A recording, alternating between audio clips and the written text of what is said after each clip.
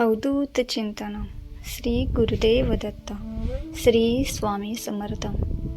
आज स्वामी म्हणतात, रोज तू माझ्याकडे येतोस, नमस्कार करतोस, मंत्र म्हणतोस, प्रार्थना करतोस, पण आज मी तुला तुझ्याच अंतःकरणाचा आरसा दाखवू इच्छितो. तू अनेकदा म्हणतोस, स्वामी माझ्यावर कृपा करा, पण बाळा मी तुला विचारतो, तू स्वतःवर कृपा करतोस का? तू स्वतःच्या मनाशी प्रेमाने बोलतोस का? की रोज सतत स्वतःलाच दोष देत असतोस? मी तुझ्या प्रत्येक श्वासात आहे. तू जेव्हा निराश होतोस तेव्हा तुझ्या खांद्यावर माझा हात असतो. तू जेव्हा एकटा वाटतोस, तुला जेव्हा एकटा वाटतं तेव्हा तुझ्या आजूबाजूलाच मी उभा असतो. फक्त तुझे डोळे अश्रूंनी भरलेले असल्यामुळे तुला मी दिसत नाही. बाळा, जगात प्रत्येकाला काही ना काही दुःख आहे. ज्याच्याकडे धन आहे त्याला शांती नाही. ज्याच्याकडे शांती आहे त्याला आरोग्याची चिंता आहे. ज्याच्याकडे आरोग्य आहे त्याला नात्यांची काळजी आहे. म्हणून दुःखाला शत्रू समजू नकोस. दुःख हा जीवनाचा शिक्षक आहे.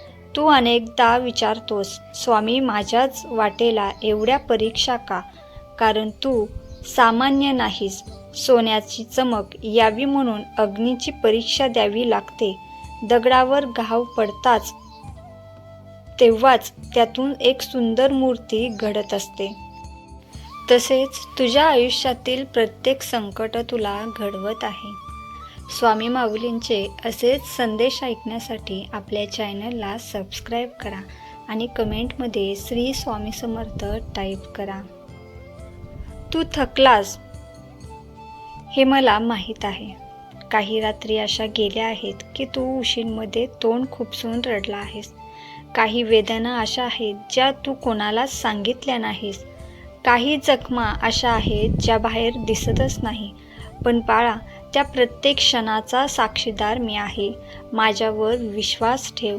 तुझ्या आयुष्यात जे काही घडत आहे ते व्यर्थ नाही. आज तुला अंधार दिसत आहे, पण अंधार म्हणजे प्रकाश संपला असं नाही. अंधार म्हणजे सूर्योदयाची तयारी. तू दुसऱ्यांच्या आयुष्याशी स्वतःची तुलना करणे बंद कर. प्रत्येकाचे नशीब वेगळे, प्रत्येकाचा प्रवास हा वेगळा. दुसऱ्याच्या फुललेल्या बागेकडे पाहून स्वतःच्या बियाण्यावर शंका घेऊ नकोस. तुझ्या बियाण्यांमध्ये एक दिवस फुलणारी ताकद आहे. बाळा, मला तुझ्या यशापेक्षा तुझ्या प्रयत्नांचा अभिमान आहे. जग फक्त निकाल आहे, पण मी तुझी धडपड पाहतो आहे. तू पडून पुन्हा उभा राहिलास हे माझ्यासाठी मोठे यश आहे. तुझ्या मनात अनेक इच्छा आहेत. काही पूर्ण झाल्या नाहीत म्हणून दुःखी राहू नकोस. पण लक्षात ठेव, प्रत्येक न मिळालेली गोष्ट ही शिक्षा नसते. काही गोष्टी मी तुला दिल्या नाहीत कारण त्यापेक्षा चांगले काहीतरी तुझ्यासाठी मी राखून ठेवले आहे. तुझ्या घरातील चिंता, पैशांची काळजी, नात्यामधील तणाव, कामातील अडचणी हे सर्व मला माहीत आहे. मला सांगण्याआधीच मी जाणतो, पण तुला संघर्षातून चालायला मी शिकवत आहे. कारण आयुष्यभर तुला उचलून नेणे हे माझे कार्य नाही. तुला मजबूत बनवणे हे माझे कार्य आहे. तू स्वतःला कमजोर समजतोस, पण जर तू खरंच कमजोर असतास तर आजपर्यंत इतक्या संकटामधून बाहेर आला नसता. तुझ्यातील शक्ती तुलाच अजून ओळखायची आहे. लोक काय म्हणतात याचा विचार कमी कर. लोकांचे काम आहे ते बोलणे. आज ते टीका करतील, उद्या स्तुती करतील.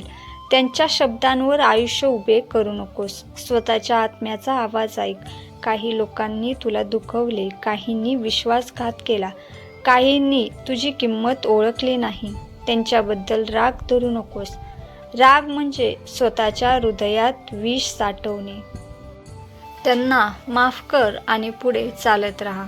मी तुला एक गुपित सांगतो, जीवनात सर्वात मोठी संपत्ती पैसा नाही तर शांत मन आहे.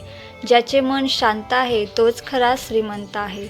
तू माझी पूजा करतोस, मला फुले अर्पण करतोस, पण मला सर्वात प्रिय काय आहे माहीत आहे का? तुझी प्रामाणिकता, तुझे स्वच्छ मन, तुझी दयाळू वृत्ती. तू एखाद्याच्या डोळ्यातील अश्रू पुसतोस तेव्हा मला सर्वात जास्त आनंद होतो.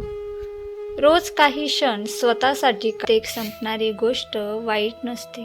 काही शेवट नवीन सुरुवातीसाठी आवश्यक असतात. तू स्वतःवर प्रेम करायला शिक. स्वतःला कमी लेखू नकोस.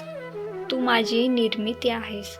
मग स्वतःचा अपमान करून माझ्या निर्मितीचा अपमान का करतोस?